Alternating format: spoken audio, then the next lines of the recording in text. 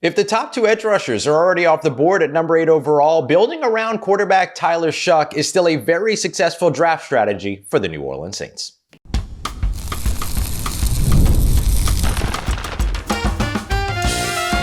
You are Locked On Saints, your daily New Orleans Saints podcast. Part of the Locked On Podcast Network, your team every day.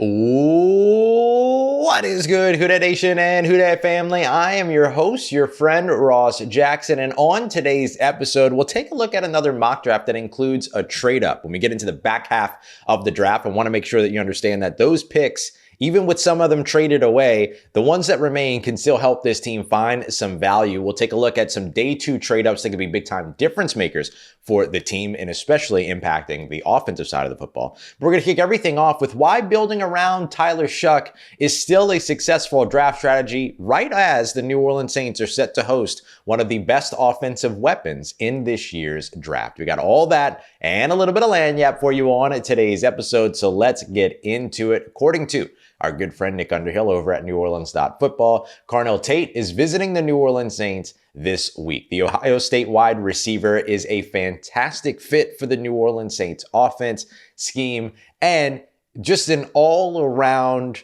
good idea to draft a player like that can help you continue to build around your quarterback. Make no mistake about it. Tyler Shough is a great young quarterback. Tyler Shough is hopefully for this franchise, the future of this franchise. Tyler Shough has it. Every bit of it. And that doesn't mean, though, that it's time to say, okay, just surround him with some pieces and allow him to elevate those pieces to the top tier of their talent. Instead, the Saints should be looking to continue to add premier talent around him. And Carnell Tate would be an excellent way to go about exactly that. If Rueben Bain, David Bailey are already off the board, Arvell, Reese I should consider in the conversation as well. If those guys are already off the board, the premium positions that are likely to be left that make sense at 8 are cornerback and wide receiver. And if Carnell Tate is still on the board at wide receiver, he particularly makes a lot of sense for New Orleans, as does Jordan Tyson, as long as the medical conversations continue to trend well. For me, Carnell Tate would be an excellent addition to this New Orleans Saints offense. He's big. He is also a field stretcher, and I think that he has some untapped potential as a possession guy in the shallow first and second levels, right? The short and intermediate areas. I think there's a lot of things that he does extremely well. I think that he moves well. I think he runs routes well. I think he stacks cornerbacks well, which allows him to create downfield separation. And I also think that he deals with the contested catch realm very well also. And I think that all of these pieces make him a very good fit for what it is that the New Orleans Saints could potentially be looking to do in building around quarterback Tyler Shough, which should still be a priority. I understand that they brought in Travis Etienne Jr. to help out the run game. I get that they brought in David Edwards to help shore up the offensive line. They 100% added Noah Fant to the tight end room to help from a pass catcher standpoint, but I don't think that job is yet done. Shout out Kobe, job's not done. For me, looking at the possibilities to still add to the wide receiver room, that's an important thing that the Saints should still look to get done before this offseason is out. Does it have to be at number 8? No. Does it work just as fine if it is at number 8 overall? Absolutely yes. It's not like it's a bad thing to invest in wide receiver at number 8 overall. I do understand that wide receivers have a large hit rate in the first round, but in any case, if you are putting them in a system that supports them, you're going to find success there. And a lot of times when it comes down to, I mean, we're talking about, the Corey Colemans of the world or whatever, right? Like these are situations where you're landing in a system that doesn't actually work for you. And then the NFL moves on because wide receiver gives you a lot of opportunity to be able to roll over players within rookie contracts. And so I don't worry too much about the idea of the bust rate of wide receivers. If you're concerned about other teams' flaws, you can't draft any position because every team struggles at drafting some position. So With that being the case, I think you have to look at what it is that a guy like Carnell Tate could bring. Listed at 6'3", 195 pounds, probably more like 6'2". I think he's over 200 now in terms of his work over the course of the offseason. 51 receptions last year, 875 receiving yards and 9 receiving touchdowns, averaged 17.2 yards per catch last year. He was a field stretching deep threat for that team, but also had 3.02 yards per route run, 4th best in this year's wide receiver class, and dropped 0 passes in 2025. Again, we know drops one way or another don't translate to the NFL, but as we always say, you'd rather be on one side of the conversation than the other in any case, right? And Carnell Tate is on the right side of that conversation. I believe that he's somebody that would fit in very well with the system of Kellen Moore's offense. I also believe that he would fit in very well with the live arm of Tyler Shough. Tyler Shough's going to be able to find you in the middle of the field. Tyler Shough's going to be able to find you downfield. Tyler Shough's going to be able to find you in the short and intermediate areas. He has all of the arm angles necessary to be able to find you in all of those spaces and get the ball to you in the right place. And so I think that he, because of his ability to run the entire route tree, his ability to be a threat downfield, and I believe he has a better ability to run a slant or a dig or something towards the middle of the field than maybe he was asked to do during his time at Ohio State. We certainly saw that with Michael Thomas coming out of that system, which is different now than it was then, but still the premise remains. There's a real opportunity for him to be even better there. And I think that a guy like Tyler Shough can help that happen, right? And would be able to benefit from that as well. He is fantastic in that short area just beyond 10 yards, right? That 10 to 20 yard area is called the intermediate area. Middle of the field in that area, he caught 12 of his 17 passes there last year as well. And then he also brought in all 9 of his touchdowns were plays of more than 10 yards. So he gives you somebody that can give you another one of those weapons in the red zone, gives you a guy that's going to be a weapon in the intermediate area, help you be able to move the chains, move the sticks, and then move the ball downfield, right? And so I think that that's a big piece of what he gets to bring to you that fits in really well with this wide receiver room that, look, has some promise, right? The organization is high on what they might be able to get out of Jalen Polk. They're high on what they might be able to get out of Trey Palmer. There's some intrigue everywhere in terms of what they might be able to get out of Damian Alford. But here's the truth. Polk and Palmer didn't play at all in 2025. Alford's never taken an NFL snap. So until those guys at least get into like training camp and then you start to see what it is that they can contribute, which could be very good. I'm not saying that it won't be good, but until it's seen, it's a question mark. Until they change the question mark to an exclamation point. Adding one more exclamation point at number 8 overall, not the worst idea in the world. Not the worst idea in the world at all. And then even with Chris Olave and Devon Vele, Vele is somebody that, because it took the Saints so long to get him involved, you only got to see 4 games of what he was able to do at a high level. And so the Saints have to make sure that they get him involved early, and he has to also be able to take advantage of that opportunity. The Saints are not in a position to where they don't need to address wide receiver. They very much need to address wide receiver so that they're adding more answers to cancel out the questions that otherwise remain at this moment. One of the biggest hits you're going to hear about Carnell Tate is that he's never had to be a number 1 option. And I really don't mind that. That same conversation was had about Justin Jefferson coming out of the 2019 college season. Of course, that incredible national championship season for LSU, go Tigers. And the big conversation was, oh, he's a slot receiver. He's not going to be able to pan out on the outside. Believe it or not, maybe you don't remember, maybe you didn't know, but believe it or not, that was actually the conversation around Justin Jefferson, who became the best wide receiver in the NFL within like his rookie contract, on the outside being the number 1 option. Carnell Tate, if Chris Olave gets his money, doesn't have to be a number 1 option. Just has to be able to operate as an X receiver and then also be able to be versatile so that you keep the versatility of this wide receiver room. I think he'd be able to bring that to you. Building around Tyler Shough, good idea. Doing so with Carnell Tate, good idea. Going wide receiver if those 2 edge rushers are already off the board, great idea for the New Orleans Saints at number 8 overall. All right, coming up next, you're taking a look at a 4-round mock draft. Let's say the Saints don't go wide receiver at number 1. It doesn't mean that they can't rebuild their offense with a couple of big moves. We got that coming up for you next as we continue on with today's episode of Locked On Saints, part of Locked On Podcast Network, your team every day. This episode is sponsored by BetterHelp. Financial stress is something that a lot of people are carrying right now, right? It's tax season. Either you had to pay more in taxes than you thought, you got less back than you expected.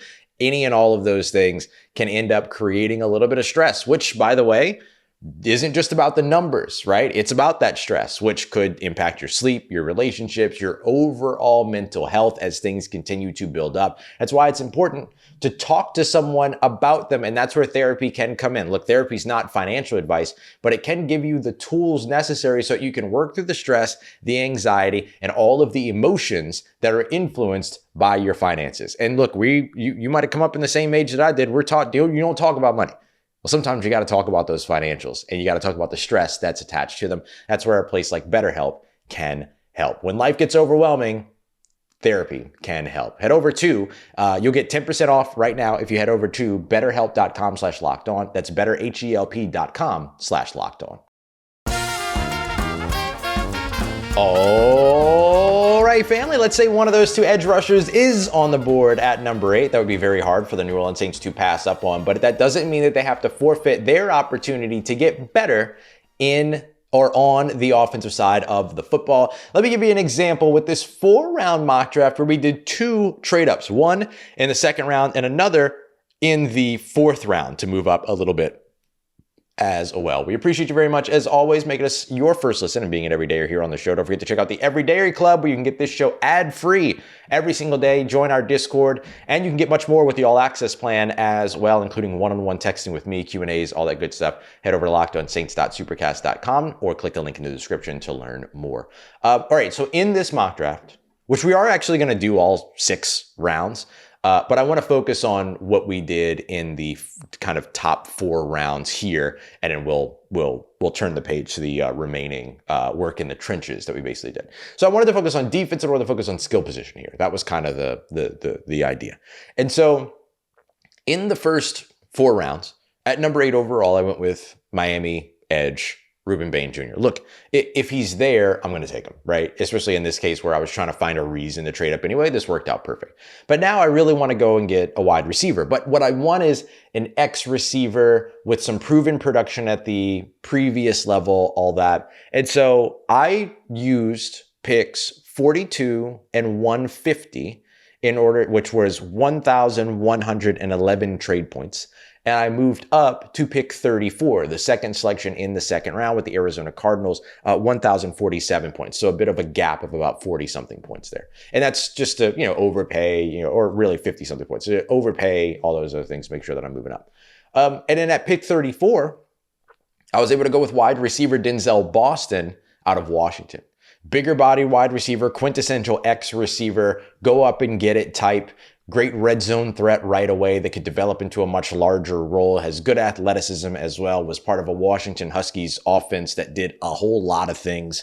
And so for me, being able to add a guy like Denzel Boston isn't too terribly dissimilar from adding a guy like Carnell Tate. You get the contested catch. You just don't get necessarily the field stretching, but that's okay. I'm okay with that element coming down if I'm getting a little bit more of the stack, route run, attack the middle of the field, short intermediate area stuff, right? I'm waiting for Carnell Tate to show you that, hey, yes, there is some untapped potential in the short and intermediate area. I don't have to ask that question about Denzel Boston. I just know that he's not necessarily going to be a field stretcher for me, but I can find some opportunities for him downfield. So with that move up and trading the 2nd round pick and the 5th and one of the 2 5th round picks that the Saints have, that allowed me to get up and get another selection at pick number 34 overall, Denzel Boston. Now, I could have stayed put at 42 and then said I'll roll with Chris Bell and then maybe come back to an X receiver later. I've been doing a lot of the combinations of like Chris Bell or Zachariah Branch, who are the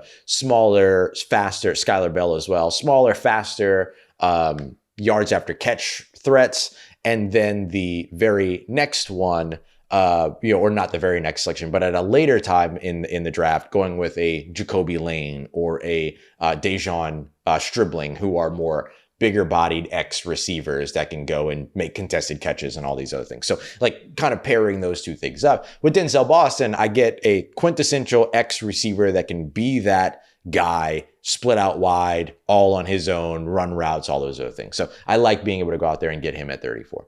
At 73, staying put in the third round, was able to go and get Miami. I just realized the schools here. I'll come back to it though. I was able to go with the Miami corner, Keontae Scott. Keontae Scott at 73 to me would be an absolute steal for this team. He immediately comes in and starts Adelante Taylor's spot as the star defender and becomes probably very quickly a quickly rising player for Brandon Staley's defense. I mean, that would be a humongous addition for New Orleans to be able to kind of make that transition a little bit easier. I think they would still get really, really strong play from Keontae Scott, who is very adept at playing that position.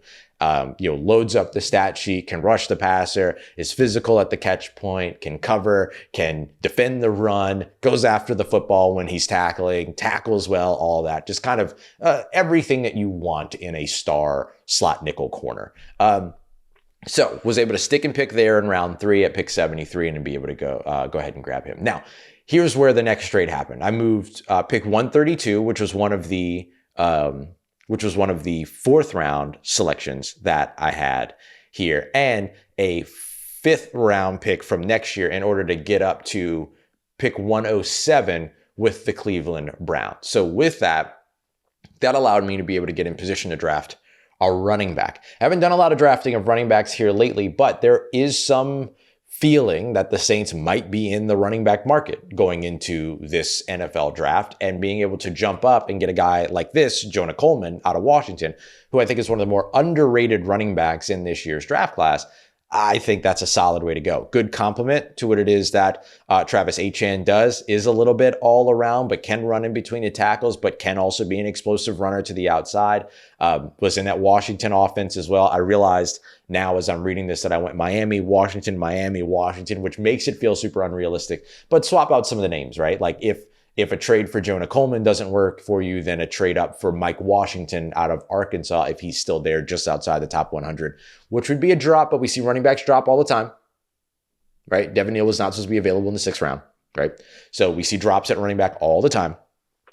Then replace it with that, right? Or maybe some other running back that you like, Damon Claiborne, something like that at a later point. But being able to now add Denzel Boston and Jonah Coleman to this offense, you're taking kind of a next big step up. And then to follow that up with sticking and picking at that 136 range, Oscar Dell, the tight end out of Georgia. This is about where he's expected to go, 4th round. And so if he's able to still be there, then all of a sudden now you've added yet another weapon, right? That's a 6'4", 240 plus pound tight end that runs a 4.49, is a really outstanding blocker as well, a very physical player that has a ton of untapped potential, catching just about 20 passes in each of the last 3 years. All that athleticism, Georgia just kind of let waste away on their offense instead of utilizing a player like that. Well, he would absolutely be utilized in Kellen Moore's system. So by the time that we get done here with all of these moves, what we've been able to do is take the Saints from having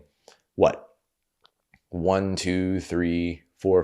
selections in the top 150, or actually rather 6 selections in the top 150, to having 5 selections still in the top 136, but adding another selection in the top inside the top 40.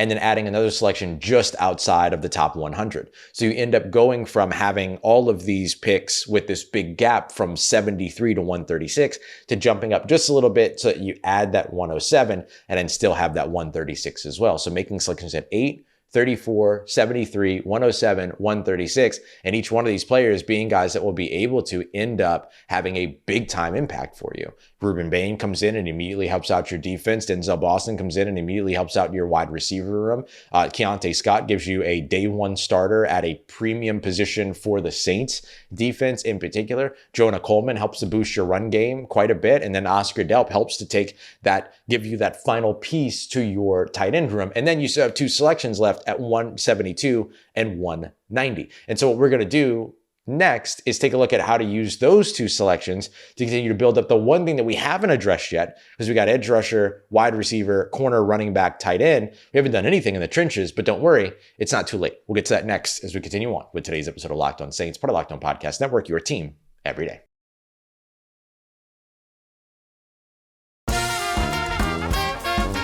Let's get it, Who Dat Nation? The New Orleans Saints could use some of their day 3 capital to move up in day 2, but it doesn't mean that their day 3 goes completely out of the window. They can still absolutely continue to add pieces. Let's wrap up. Well, we're supposed to be a 4-round mock draft, but let's have a little fun here with the way that the Saints can still continue to add pieces late and especially help themselves out in the trenches in this particular mock draft. So just as a reminder, first of all, it's worth remembering that round 4 is day 3, right?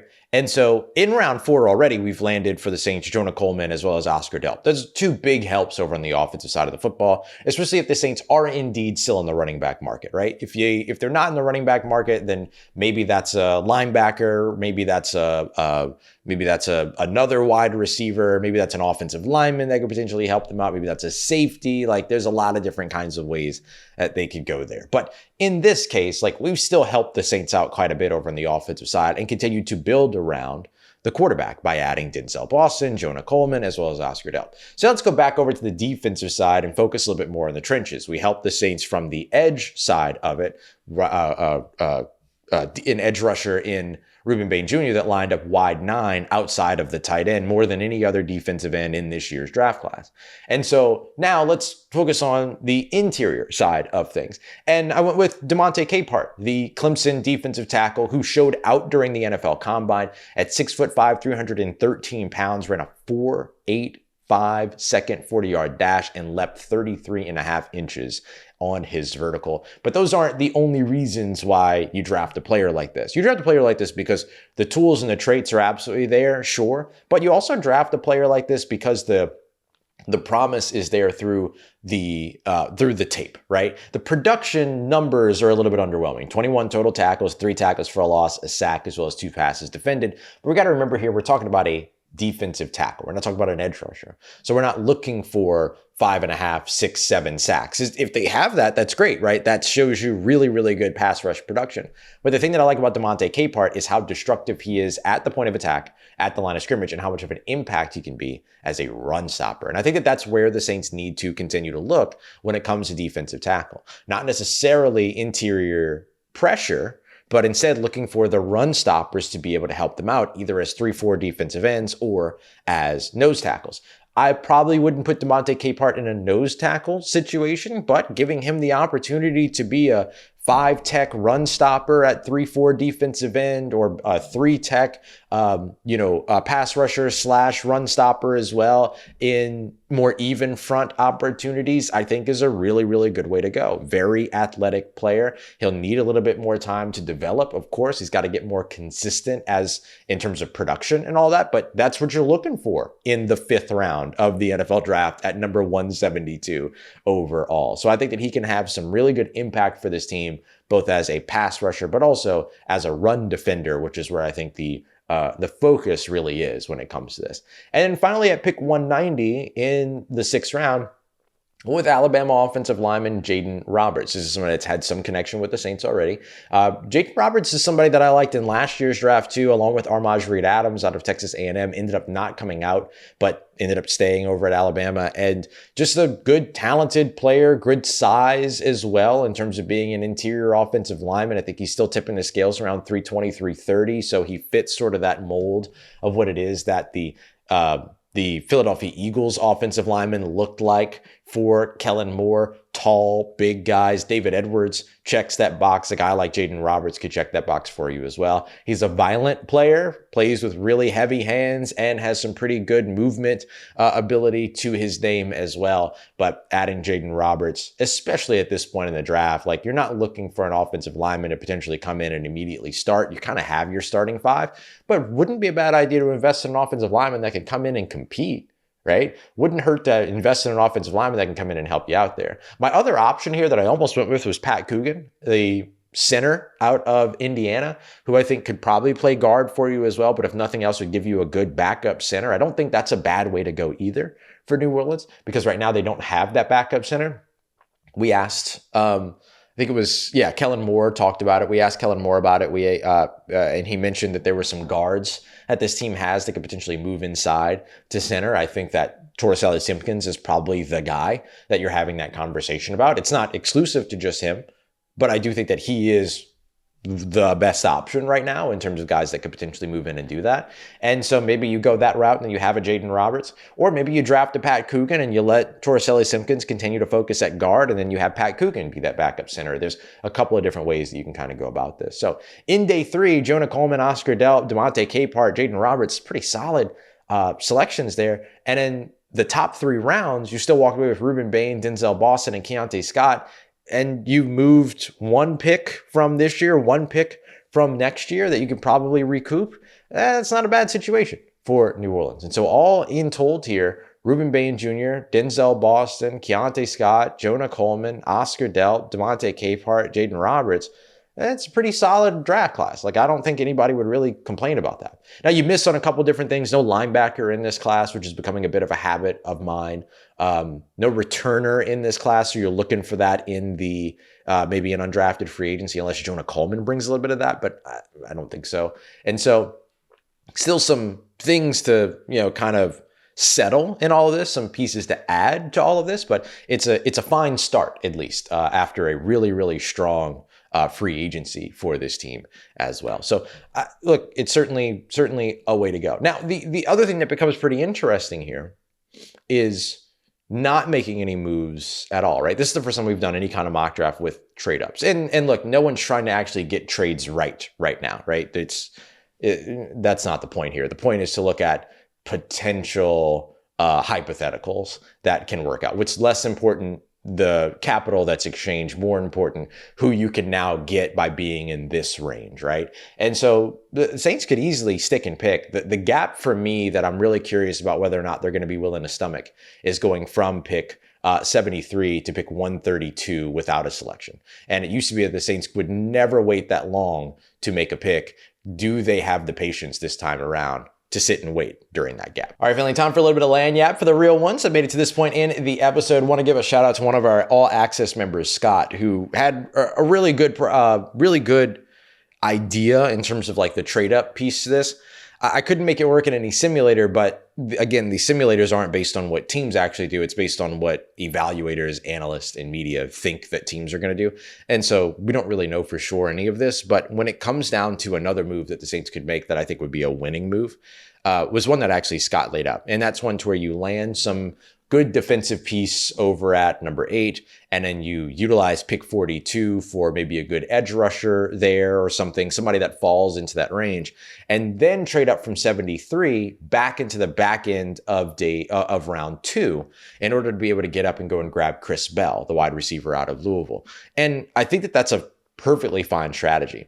The question is, what do you have to use to move up from 73 into the back of the first round or back of the second round, which wouldn't be much, right? Remember, 73 is early in the third round. And so it doesn't take a ton to be able to move up and do that. And then it's just, do you think that he's a player that is worth giving up multiple assets for rather than just taking at 42? I think so. I think either one of those makes a lot of sense. So it's an interesting way to sort of land the Chris Bell piece to things, but not necessarily invest your early second round pick there. But if he's still on the board in the late second round, him being another trade up target, I think would make a ton of sense for New Orleans. I think that it would be looked at as like, oh, they went to go and get Tyler Shough's, guy that he wanted, but I think it would be less about that and more what that would say is that the Saints really like what they could potentially have in Chris Bell. So it was an interesting thing that I wanted to shout out because I couldn't make it work in the simulation here, but I wanted to highlight it because do I think that there's a reality to it? Yeah, like there could be a move there to where Chris Bell ends up remaining late in the second round. And if that were to happen, that could be a spot where it makes a lot of sense for the Saints to move up. All right, family, on tomorrow's episode, we're taking a look at Mickey Loomis's record. And when it comes to drafting in the middle rounds, got a little mid-round Mickey for you. We got that coming up for you tomorrow. We appreciate you very much. As always, making us part of your routine for saying yes to me on the show. If you see me, please say hi. And if you need anything else around your New Orleans Saints in between these episodes, make sure you follow me on your favorite social media at Ross Jackson, NOLA. Hit me up. Learn how the family's doing, how you living. Let me know how you momming them. And trust Who Dat Nation. I'll holla at you.